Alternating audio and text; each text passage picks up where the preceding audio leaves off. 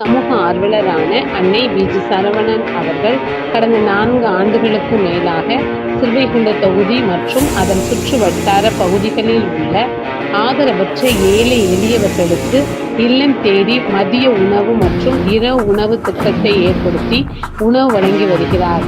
இந்நிலையில் தமிழக வெற்றிக் கழகத்தின் ஐம்பெரும் கொள்கை தலைவர்களுள் ஒருவரான சமூக ஆர்வலர் அஞ்சலை அம்மாளை கொள்கை தலைவராக அறிவித்ததன் ஈர்ப்பால் தமிழக வெற்றிக் கழகத்துடன் இணைந்து தமிழக வெற்றிக் கழக தலைவர் தளபதி திரு விஜய் அவர்களின் ஆசியுடன் கழக பொதுச் செயலாளர் அண்ணன் உசிஎன் ஆனந்த் அவர்களின் வழிகாட்டுதலின்படியும் 1000வது நாள் மதிய உணவு மற்றும் இரவு உணவு திட்டத்தை தமிழக வெற்றிக் கழகத்துடன் இணைந்து வழங்கி வருகிறார்.